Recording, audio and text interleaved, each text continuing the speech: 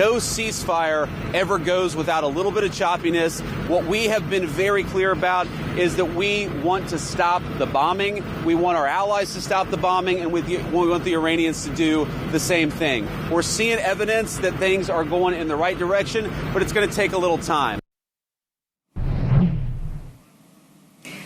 Let's bring in Stuart Livingstone-Wallace, Bloomberg's executive editor for Middle East, North Africa and Russia. Stuart, what is the status of the ceasefire and how are things looking as we head into potential in-person discussions in Islamabad this weekend?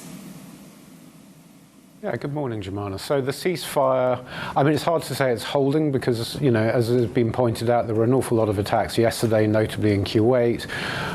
There was at least one in Saudi Arabia, and I'm sure elsewhere as well. And of course, the fighting continues in Lebanon. However, it is also true to say that the Vice President is quite correct in saying that, you know, history has shown that ceasefires do take some time to kick in fully. You saw that with Gaza, you've seen that with Lebanon, you saw that with the 12-day war with Iran last year. And it is fair to say that overall there seems to be less fighting than prior to when the ceasefire was announced. The second problem is that the Pakistan Prime Minister said that the ceasefire was effective immediately. However, Trump said that it was going to be dependent on Hormuz reopening, and we haven't seen that yet. And similarly, the Iranians have sort of endorsed the ceasefire such as it is, even though they've pointed out what they claim to be violations. But the timing around it is somewhat weird. So as we go into these talks that are supposed to start in Islamabad on Saturday morning, that is one of the key contentions, but there's a very, very long list of things that they're going to need to try and sort out. Primarily, it's going to be what exactly are the main points that they're negotiating around, particularly the nuclear file, Iran's access and production of ballistic missiles, drones and so on, control over Hormuz, the fate and future destination of the existing enriched uranium. It's a very, very long list. Yeah, there is a long list. Let's go back to the Strait, the fate of the Strait, so to speak. What is the status right now, Stuart? And have we seen a higher number of vessels manage to get through the Strait in the last 24 hours?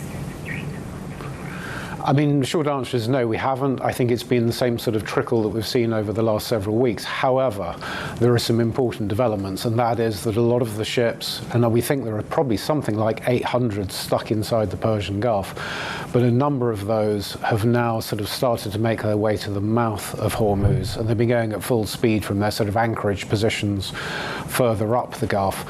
Now, whether that indicates that we're going to get a sudden rush of shipping going through, really hard to tell, but there's certainly an anticipation there by at least some ship owners that the possibility is there in a way that it wasn't perhaps 48 hours ago.